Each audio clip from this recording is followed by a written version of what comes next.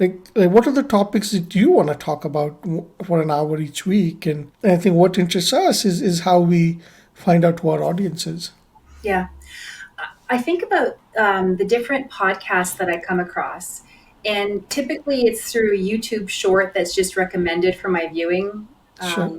based on algorithms or random, whatever it is. And I don't think there's any one topic that I would say I'm interested in so much as I'm interested in people's stories and how things started at, where it started and how it's going. Sure. Um, I've just always been interested in people, which is probably why I wound up in psychiatry. I just Okay. hear about people's stories. And so I also like listening to podcasts that really vary, that are casual and conversational Yeah. and might talk about a hot topic for the moment, or something in the news, or a new development, or revisiting an old concept. I like the free flowing sort of. Yeah. Yeah. Same with me. I don't like over-engineered, overproduced, or yeah, No, and I don't like someone trying to sell me something or like trying to, no, yeah, yeah, no, no, no. yeah, No, it's so funny. I don't know if you follow the Taylor Swift yeah. I story, do. her new boyfriend, and so I Yeah, yeah. started watching her boyfriend and his brother's podcast. I don't Yes, and I like it. I like it. like them; they're I great. love them. Yeah, especially his brother and his wife. They're really cute with the kids and everything, and it's so genuine. Like, look, they're making a lot of money, and I'm happy for them, and I love it. And they produce content that's delightful to watch, and yeah, I love that. Yeah, I love how real it is, and it's authentic. yeah, I don't think that yeah, there's any script to it, and I find it comforting. In a yeah, world where you might watch a TV show or a movie and suddenly something awful is in front of your eyes. yeah, I don't expect anything awful. It's just yeah. comforting, and Yeah, I'm yeah, but I like the brother and his wife much more than Taylor Swift and her boyfriend. I don't know why. Taylor looks like a little bit too scripted, like a little bit scripted. But yeah. if anyone else was in a situation, I would expect anybody to be a bit scripted. You can't be completely natural with, yeah, Well, and I the way think she is. I've known you for a while now, and you can really explain tech concepts in a way Yeah, that many audiences will understand. yeah, And I think that's one of your superpowers. yeah, yeah, You can just make things that are intimidating understandable. And yeah. so, And I've worked with many psychiatrists over 10 years now, and over the last year or so that we've been working together, what I've liked about you is you're optimistic, and you are like okay with a software being rolled out which has bugs. Like very real. It's like and,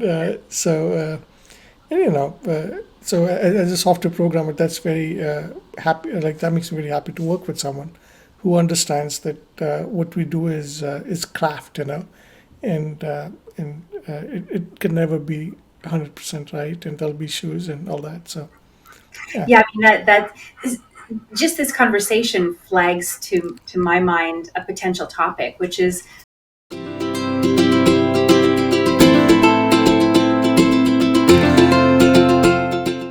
the vast majority of physicians and clinicians use some sort of electronic medical record yes, keeping system, and none of us know how it works or why it works. And yes, and we sort of throw up our hands and say, "Why is it so terrible? Why don't they fix it?" yes, And so I've yes, learned from you why just how complicated the craft is and the science yes, is, and yes, given me a yes, real respect for yes, what you and your team can do. And I yeah, don't think many people know that from the physician yeah, side. yeah. So I think most things become complicated when the opposing forces pulling in two different directions. So, like physicians, they know the systems are not good and they want changes, but when you make changes, things will break. So, these are like you want things to improve, but you're also not, and very justifiably so, not willing to live with that change environment or like the process of change where things break. So, how do you combine these two forces and make them work together? That's complicated and difficult. Yeah. yeah, yeah. And tech is part of everything that we're going to be doing forever now. So Yeah. it means we're going to have to drag some clinicians along with us. Yeah. They're going to be Yeah. kicking and screaming, but that's okay. Yeah. Yeah. um, so I see this potentially as as a comforting, non-intimidating place where people like Yeah, me come and just find something interesting or maybe learn something that's relevant to our field in a way we didn't realize it was relevant. Because that's what yeah, I've learned yeah. from. I also hope to bring in people from the industry to interview who run mental health systems, because I think most people experience their interface with the mental health system to be broken. And I think there are multiple reasons for it, right? Because when you're designing a mental health system, you are dealing with people who are going through mental health issues, and you have to design systems that sets limits, that's rigid. You can't design a five-star hotel. You come whenever you want, go whenever you want. Here's my cell phone number. Call me whenever you want, because one out of 100 people will get obsessed with the psychiatrist or a psychiatrist. And so you can't design a five-star experience. And also, these people, the experience it is broken, and different people have tried to solve it in different ways. So it would be interesting to get these people come in and talk about how they're trying to solve issues. And on the other hand, we have, oh my God, I look around me. I live in Palo Alto, and I met a person for dinner yesterday, and he was saying, I'm 68. I'm probably around for another 14, 15 years. What am I going to do with the $100 million I have? It's like, it's it's like, yeah, what would I do with it? And like, and he doesn't have anyone in his life. There's no like next of kin. Like, what will I do with it? And I think, and it's so, and I think the role of therapy, the role of psychiatry is just going to become more and more relevant as the world goes on. I think 1,000 years ago, when we lived in a small tribe, everybody was together. But now, as the world is progressing, we are becoming more of individuals. We're becoming more lonely. We are becoming more alone. And I think that the role of therapy, mental health, and I think bringing these people in and trying to understand this whole idea of stigma associated with mental health. I've asked my friend to go to therapy, and he says, "No, that's not happening." like, and, uh, and bringing some of these people in and having a conversation about the stigma, and I think those are interesting conversations to have, which I think a lot of people will want to watch and say, "Huh, I identify with that person," and maybe it's okay to go see a therapist or a psychiatrist. And If that so, is all that is accomplished, that's life changing for so many people. If all you can do, yeah, if all we can do through this experience is make it okay for somebody to reach out and get yeah, help, yeah, that's everything. yeah, yeah, and also understand, and I think for people to understand that our parents' generation and our grandparents' generation, that generation was different. It was much more social in nature. People lived together much more, and I think in our generation, individuality is prime, and people live separately. People are more alone, and I think that has a host of mental health issues. And I'm personally bullish about the possibilities that AI brings us, and more AI would mean more losing of that human connection. Like, I have had over the last 10 years, I've been involved in the mental health industry. I've had people tell me that sometimes I call customer service and I talk to the person on customer service because I need some human contact. Like, they would, but guess what? Like, when you call customer service, it would be an AI agent that you'll be talking to. You won't even be getting to talk to a human on the other side. Yeah. So Yeah, I'm struck by how people really do like to talk about themselves. And I'm not saying that in a negative way, but I'm mostly a shy person. Despite the job that I do, I'm actually shy. One of the most anxiety provoking things for me to do would have to be to go to like a dinner party or a yeah, mingling event. And I've learned that people, you just ask them a couple of questions about themselves, and they really like to tell you their stories. And yeah, so yeah, making it comfortable for them to do that, I think would be really cool. yeah, perfect. What's the topic you'd like to talk about today? Like, what's on your mind today? I mean, this is sort of a big one, but I'm feeling frustrated today by all of this because you and I know where this all started for our experience with AI Yes. charting and Yes. clinical settings. And I'm seeing just this morning announcements from clinics about this wonderful new product. They're using AI. Oh my Uh-huh. goodness, we're the first to do it. And I think, oh gosh, we Yeah. did this 8, 9 months ago, Yeah. and Yeah. that frustrates me. And I'm happy for them. That's great. They've discovered this tool and they're excited about Yes. it. But yeah, that's sort of what I'm feeling today, is that frustration. Yeah. Yeah. I think we all realize it. There's just so much marketing and so much messaging Yeah. that's like everybody feels bombarded. I feel bombarded. I'm like, oh my God, not one more email, not one more letter in my mail, not one more. It's like, because the other side is a machine sending out letters, but here it's a human brain that's having to read those letters and or one more messaging. So yeah. Uh, Let me ask you this, Dr. Mundin.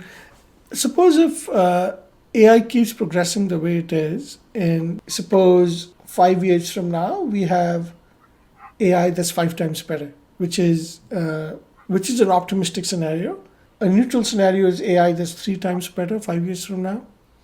And how do you think that will change people experiencing themselves in the world? Like, I'm not talking about mental health delivery, like you as a doctor delivering different kind of care, but you as a person, like how will that change you experiencing the world? What if the Siri on my phone or OK Google on your phone became much more smarter, and we could talk to Siri and say, you know, Siri's kind of like hasn't kept up with the development, but like Siri's kind of like sometimes it can't even set my alarm. Like last night, I was like, Siri, set alarm for 7 a.m. No response. Siri, please set alarm for 7 a.m. I had to do it 5 times. No response. He just decided to not talk to me. Yeah. So, but suppose these Siri kind agents, they become 3, 4 times better in the next 5 years. Say most of our interactions with customer service is managed by AI systems. I wonder what life will look like. Like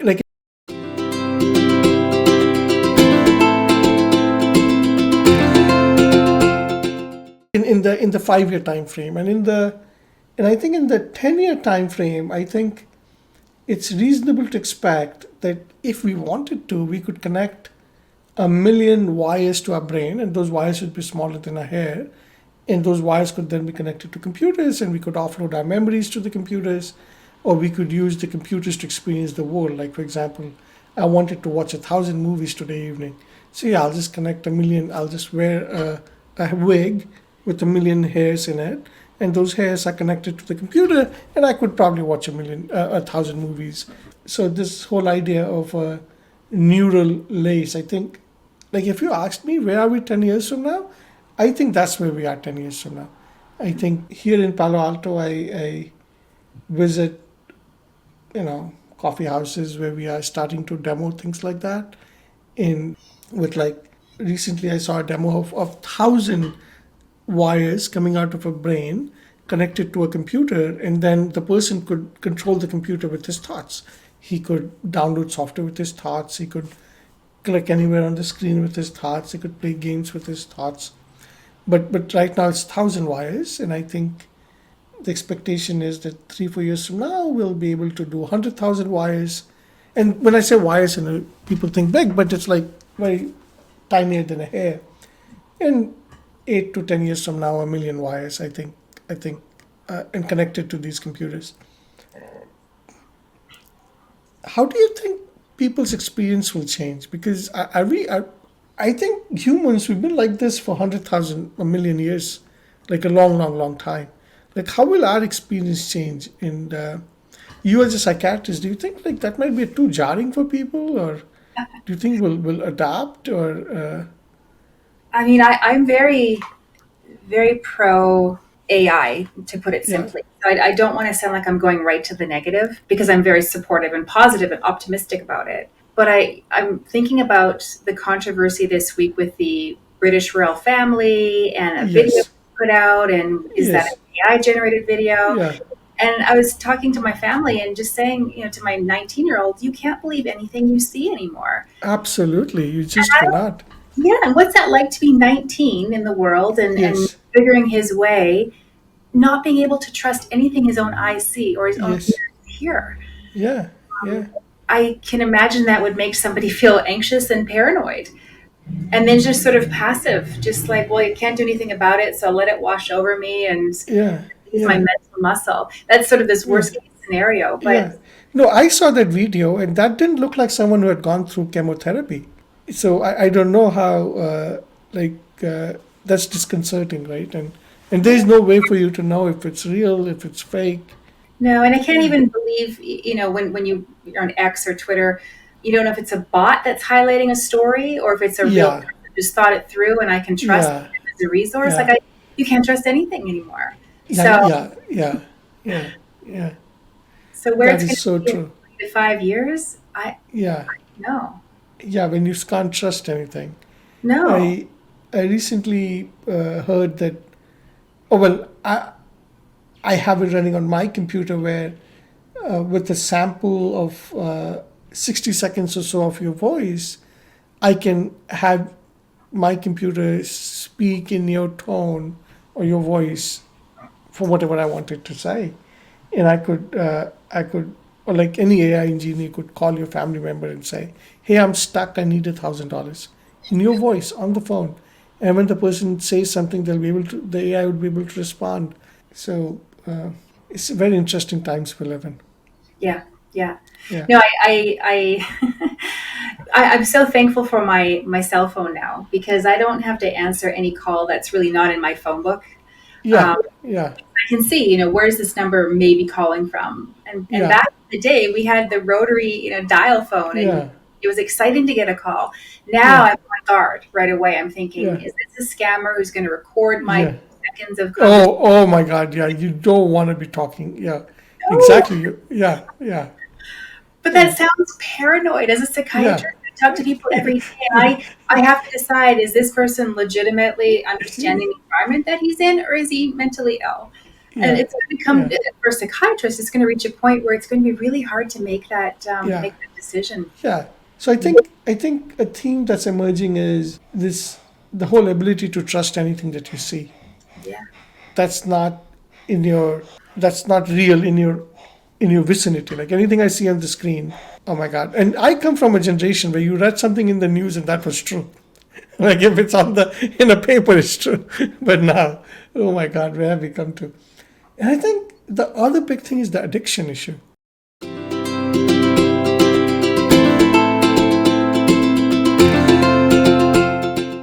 Oh my God, shorts and TikTok. That's addiction. I read somewhere that Americans on an average are spending like 2 hours a day on TikTok. That's addiction. That's addiction. I have seen it with my daughter yesterday night, no, day before yesterday night. Before going to bed, I said, okay, let's sit down together and we'll watch some shorts. And we scrolled up shorts for 3 minutes. And she begged me, like, Dad, I'll do anything. Just let me watch it for 5 more minutes. I'll do, and like, it's so addictive. Where do you think this leads us? Like, as a psychiatrist, where does this lead us? And this shorts thing, like, I have tried to disable YouTube shorts on my phone. I've been doing computers for 35 years now. So there's no way for me to remove YouTube shorts while having the YouTube app on my iPhone.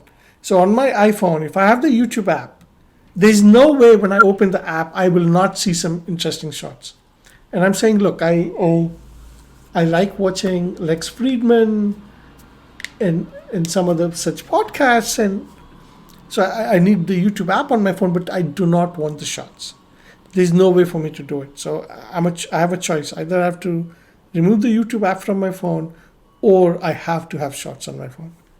So where do you think this addiction leads us? Because as AI keeps getting better, it will know exactly what I want and it will give it to me. So where do you think addiction to our digital devices, where does that lead us? And I'm hooked on YouTube Shorts as well. yeah, Um, and I'm disturbed. I don't know why this happens, but I get a screen time report every week on my phone sure. and my iPad. I didn't ask for it, but I'm getting it. Yeah, And I see that I spend 7, 8, 9, 10 hours a week when it's all yeah, added up. yeah, That's a yeah, whole day. That's a whole yeah, work, traditional yeah, work day. yeah, Um, and so I, I'm disturbed by the time that I waste. And as I'm yeah, aging, I don't have that time to waste. I never did yeah, when I was young either, but I didn't yeah, appreciate it. I don't yeah, want to waste my time like that. And yet I yeah, can't help it because it tastes delicious. yeah, Um, yeah, exactly. Oh my God, that's and like, the you know, passiveness with it, like I didn't realize you couldn't disable I shorts. cannot disable YouTube Shorts. I cannot disable it on my iPhone. I would pay someone if they could figure a way out to disable YouTube Shorts without removing having to remove the app from my phone. So you just passively have to accept, like cookies. You have to accept them. Yeah, There's no consent. I laugh when you can either accept the cookie on a website or yeah, on the website. Well, yeah, that's not choice. That's not yeah, consent. But yeah, I'm accepting that because this is the world that I'm in. So now I've lost the option to consent and to think for myself and make yeah, a decision because yeah. I'm hooked. The shorts are always here on my phone, and I cannot disable them. And I'm sure some Yeah. of my friends who I play cricket with each week here in Bay Area, they're vice president, presidents at Google guys. Like I understand the competitive pressure. I understand that if they disable YouTube Shorts, then people just a significant chunk will go to TikTok and Insta Reels and so on. And I think, but then that's wrong. What's being pushed down our throat is like, I tried cannabis back in college, right? And it was easy for me to stop it. I tried it a couple of times. I didn't like it, and I stopped it. But I can't stop YouTube Shorts.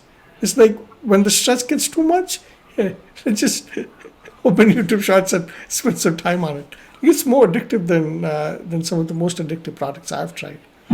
I think so. I think the research on chemical addiction, like addiction to marijuana or opiates or whatever it might be, there are people who are more prone to that kind of addiction than who are not. Yeah, Um, that's just the way their brains have been built. yeah, But I think these platforms like TikTok and YouTube Shorts, they are built for one size fits all. It's not yeah, like some of us can just sort of ignore it or reject yeah, it, or we're immune to it. I think yeah, because it selects for me what I don't even know I want to watch until I've seen yeah. it. I think, oh my goodness, I need to see 10 more of these. Yeah, yeah. So I So think two themes that emerged. One was trusting anything that you see on your screen. Second is the addiction to the screen.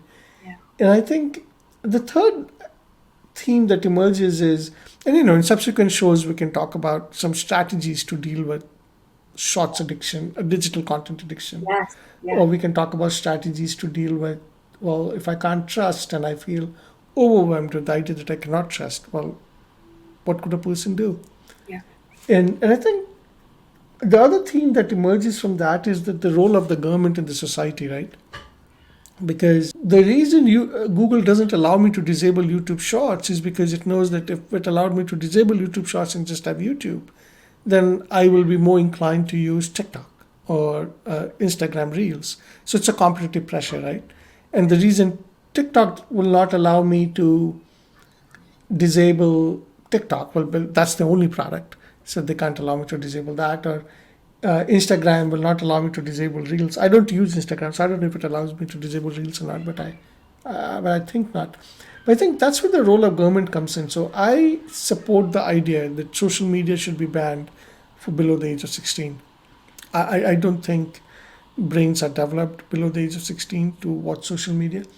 And I also feel that uh, being in Silicon Valley, I get to look probably a year in advance of what the world gets to look at. I do think that just the way alcohol and cigarettes have warning labels on them, things like shorts need to have warning labels. They are as addictive, probably as harmful. If you're like 11 o'clock at night, if you're watching shorts, there should be a warning label that, look, this is addictive, you're not going to sleep, and this is going to be harmful, right?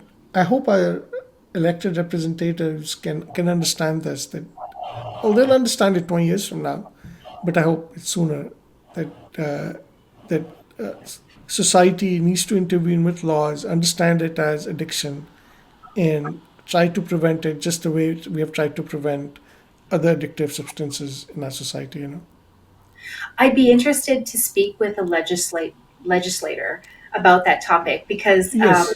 thinking back to, I think Mark Zuckerberg was being interviewed or cross examined, Yeah. really. And the questions that were asked were almost nonsense questions because the Sure. legislator posing the question clearly didn't understand Yeah. how the internet Yeah. works or whatever it Yeah. was. And so I don't know how many people who govern and make these decisions understand what's coming at them. It's already here. Absolutely.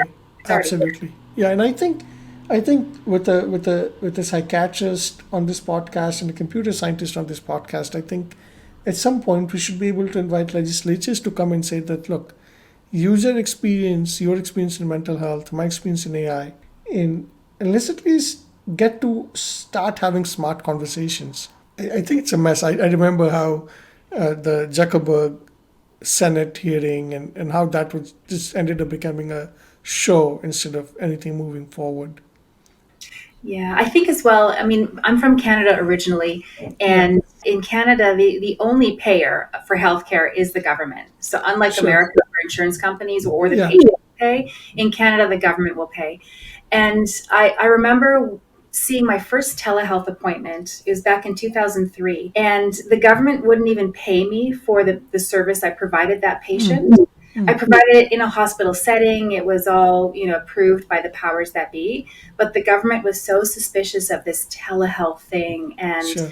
how does that work? And no, you need to see people in the room with you. You can't trust the technology. And it was really just a video conference. But the government didn't understand it, or maybe they did.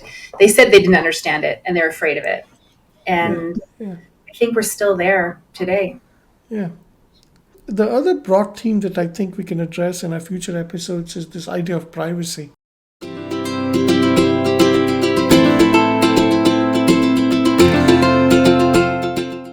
I've had we all have our phone near us, and I was talking about an apartment in Redwood City, which is like 3 or 4 miles from Stanford, to my partner. Next time I opened YouTube Shorts, there were advertisements about apartments in Redwood City. So if somebody tells me that my phone is not listening to me, even when the screen's off, and it's like, I am very concerned with privacy issues and what world have we got ourselves into. We can't trust what we see.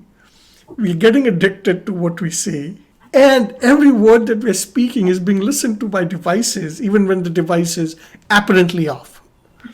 So, oh my God, And that's too much. the first time I said that to somebody, I felt foolish saying that I Yeah, think my phone is listening to me. It's like yeah, doubting myself, doubting my own lying eyes. yeah, I hear, yeah. and so going back to the question about what's the future going to hold for especially young people, just that constant sense of being on guard, being alert, Yeah, uncertain, that's not good for the brain because the that brain is that. grow up in this sort of fight or flight feeling, Yeah, just yeah, not sure what's around the corner of my screen and what do I do when yeah, that happens.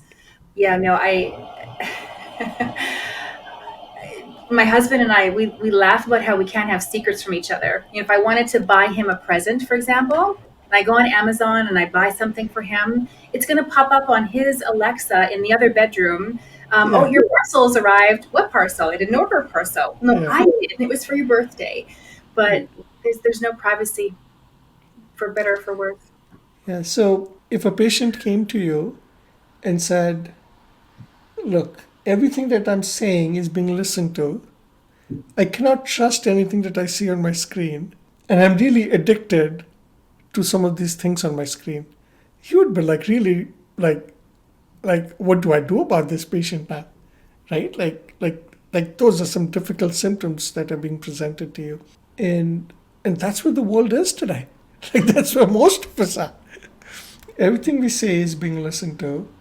We can't believe what we're seeing, and we're addicted to our digital screens. And as I said at the start, I don't want to sound negative and bleak because I'm Yeah, really excited about this. yeah. But wow, it's coming with risks. It's coming. Yeah.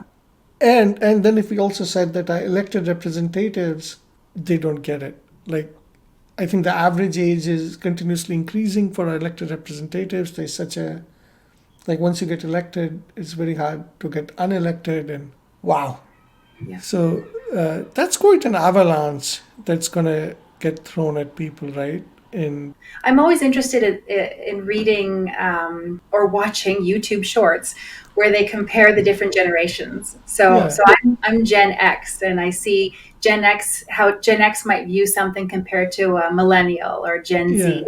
yeah, And of course, the older ones are critical of the younger ones, but I do not envy the younger generations coming up. yeah, They're going to have to grow mental and social muscles that I don't even know about right now. They don't even exist yeah, right now, yeah, and I don't know how to guide them through it. yeah. And I think my optimism comes from the fact that the new generations always seem to surprise us. Like they always seem to adapt so much better. So, so I hope the new generation can adapt better. But I truly hope so, because what they're being said is like like the digital world that they are in, a world that's addictive, that they cannot trust, is going to require some skills to adapt to. Addictive, they cannot trust, and there's no privacy. What, like literally, like it almost feels like my phone knows what I'm thinking, and I'm disturbed by that. It's like I want to have some of my thoughts just to myself, and the way I have my thoughts is like, for me, talking is a way to think. Like with my partner, with my colleagues, talking is a way to think, and I'm disturbed by the fact that this device seems to know my thoughts because it's always listening. And yeah, And seriously, if you were in my office right now coming to me distressed by this, yeah, describing textbook psychosis. My yeah, thoughts aren't my own anymore. Something's yeah, listening to me. I yeah, know what it is. I feel yeah, followed and observed. Well, yeah, I have a yeah, medication for that.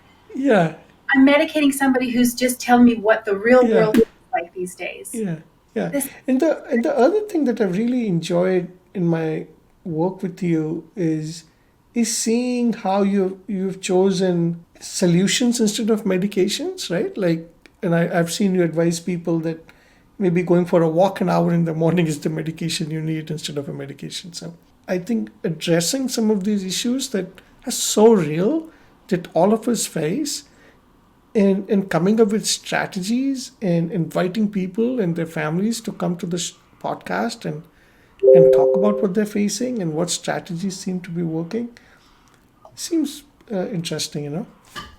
did you feel inspired to do this because you see a gap in this field, that you're not seeing podcasts that have discussions like this? Because I don't Uh, know of any. yeah. So all my media consumption has moved to podcasts. Like I barely watch movies anymore. Nope. I do not trust CNN, Fox News. I actually don't have cable TV at home. So most of my media consumption is podcast. By media consumption, I mean literally the source of information being fed to my brain is podcast now. I have yet to see a real psychiatrist on a podcast talking about real issues. I haven't seen one. I don't know. If you have seen one, I don't know, but I haven't seen a real psychiatrist talk about real issues. And I also haven't seen an AI engineer interested in mental health issues and seeing like, so I just feel like it's an interesting conversation to have. I just feel like it's an interesting conversation to have. I think less than 1% of people ever reach out to a professional like you if they need help with therapy or medications. And I think 99% of people, they suffer in silence. And I think for the 1% of people who don't have the resources to reach out to a therapist or a psychiatrist, I think for the 99% of other people, it would be kind of comforting to hear that a psychiatrist is spending 7 to 8 hours on YouTube shorts a week, right? Yes. That would be comforting to hear. It would be comforting to hear that an AI engineer who is considered very productive by the society, if he went and described his thoughts to a psychiatrist, he would consider diagnosing him with psychosis, right? This makes me think of that it was a comedy sketch, Between Two Ferns. Have you seen Yeah. that before? No, I haven't. Right. You should, You should check it out. It's basically a comedy sketch, and there are two ferns on the stage, and there's a Yeah, comedian interviewing real people like Hillary Clinton or somebody like yeah, that, with funny comments. But the person being interviewed tries to answer seriously, and so the whole thing just looks funny. And yeah, so the idea between two ferns, I'm thinking we're talking between two brains. You know how the yes, AI brain is developing, and I know how the human yes. brain develops, and we're between Yeah, brains. It's kind of cool. yeah. It's kind of really cool. It's kind of really cool. And I started developing software in 1992 or 1991, 1992. And what the software and I started working on neural networks sometime in 2012. But I think what's happening around us is just a wow. It's like, what am I witnessing? What am I witnessing on my computers?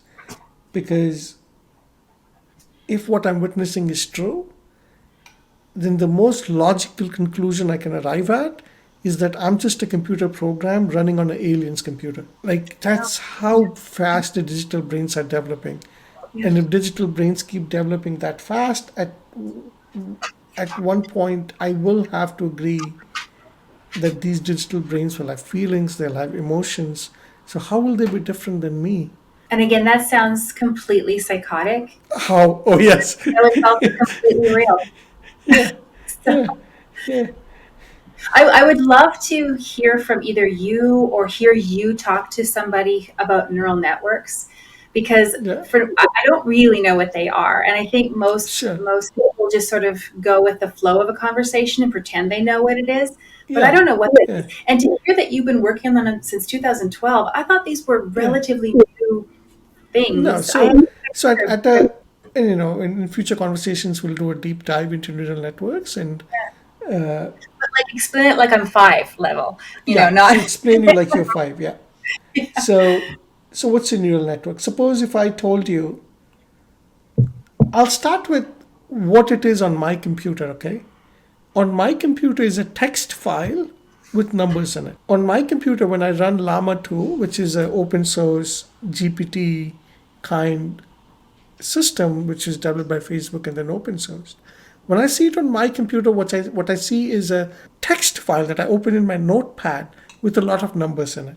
So that's what I see. There is no words in it. There is no text in it. There is nothing written in that text file about what's the Statue of Liberty.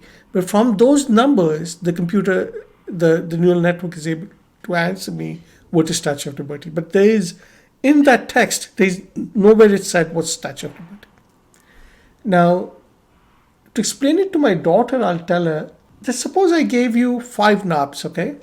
There were 5 knobs, or there are 5 switches that you could turn on and off. And then I showed you a picture and I asked you, and there are only 2 options, is this picture a cat or a dog? And based on the picture, each of those 5 knobs will have some values. So the first knob will have the first switch will be on and off, the second switch will be on, each of the 5 switches will be on and off. And the first time you just get to guess. You don't know it's a cat or dog. You just get to say it's a cat. And I get to tell you yes or no. And if the answer is no, then you know that okay, when the switch number 1 and 2 are on and 3, 4, 5 are off, then it's always a cat. So 1 and 2 on meaning it's a, and 3, 4, 5 off meaning that's a cat. The next time I show you a picture and you see 3, 4, 5 going on and 1 and 2 being off, so you say, hey, that must be a dog because so okay, you got that right. So that's a dog, right? And then I showed you a picture where 2, 3, and 4 came on, but 1 and 5 was off. So you think, oh, it can be a cat, it can be a dog. I really don't know because my previous examples I didn't know. But you think, oh, but it has more of the dog switches came on. So I'm just going to say dog to dad. So I say, no, you got that wrong. It's actually a cat. So you learn that, oh, the number 2 switch when it's on, it's a stronger predictor that it's a cat instead of the 3rd and 4th switch being on. And that's it. You just learned. So each of the switches are neurons. Each of those 5 switches are neurons. And now, instead of 5 switches, we are talking about a trillion switches. Like in a llama model, I think we have 70 billion switches. That's it, doc. I think that is it. If I gave my daughter 5 switches and I told her When I show you a picture of a cat or a dog, some of those switches are on and off. And the next time I show another picture, and this time one and five came on. And so each time, and that's why the neural network, it needs so many examples to learn. So if I show it 100 pictures of dogs and cats and different combinations of switches are coming on, right? So next time when I show it a picture and a unique combination of switches come on, it looks at, like, it assigns weights to these switches. And it knows that switch number 2 is really strong predictor of cat, because even when 3 and 4 were on, it was actually a cat and not a dog. And that's why it learned a weight. So whenever we talk about a neural network, we talk about two things: the number of neurons, which we call the number of parameters, which open source Llama 2 has 70 billion. And then we talk about the weights of those parameters, like what are the weights of those parameters. And So the first thing that comes to mind is how do we know that the neural network is being taught correctly? What if we're showing it an AI image of a cat, which is, it looks like a cat, but our human eyes can tell it's not quite right? those are problems. Those are real problems. Like, it's similar to say, the what if I'm teaching my daughter wrong things? What if I'm showing her, like in life, like if I'm showing my daughter a picture of a dog and say that's a cat, if I'm teaching her wrong things, she will learn wrong things because she's literally learning from me. And similarly, these neural networks that we're programming, the GPT-4 and now the soon to becoming GPT-5, we are programming it by feeding it the internet. Just the way some parents do a bad job with their children, some AI engineers are going to do a bad job with the AIs that they train. So then that makes me think I'd love to hear from a lawyer about censorship and how do we decide what we'll let a neural network learn and what we won't. Should we Yeah, ban books from the neural network's knowledge? I yeah, mean, uh, yeah. Like, that sounds like yeah, constitutional level, you know, debate. yeah.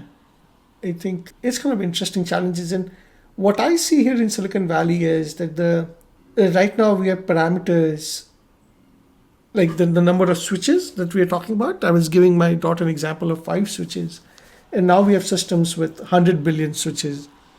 Late 2024, late this year, or sometime next year, we should see the number of switches in these neural networks keep going up exponentially. Exponentially. You're talking about going up Exponentially. So, billions. yeah, yeah, it's already 100 billion. What I'm talking about is like getting multiplied 10 times. Like even those, like a trillion switches in a neural network.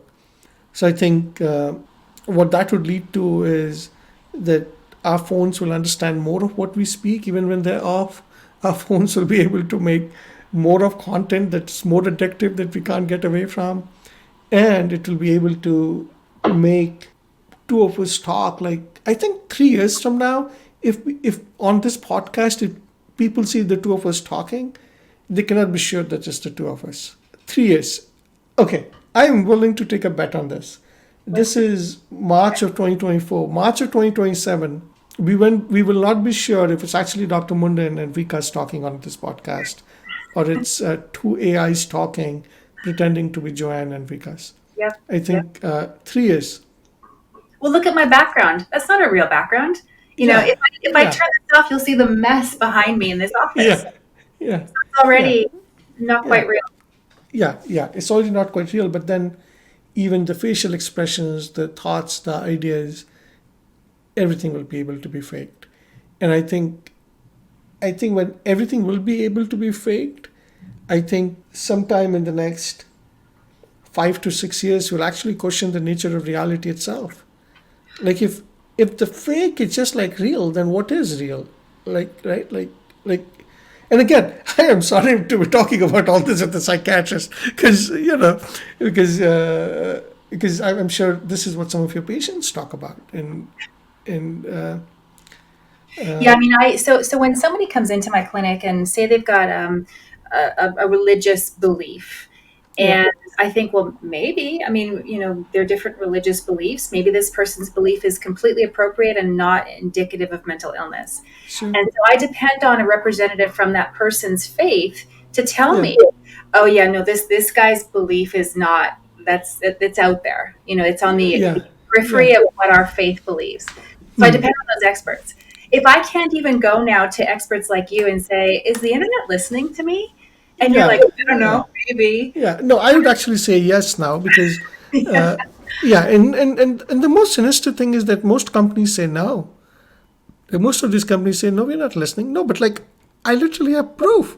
Like, the phone was off. I was talking to my partner. Next thing I know, you're showing me apartments in Redwood City. How does that work? I think when people think about it and talk about it, we sort of brush it off and laugh, because if you actually really think about the implications, just as we sort of unrolled this conversation today, it's Yeah.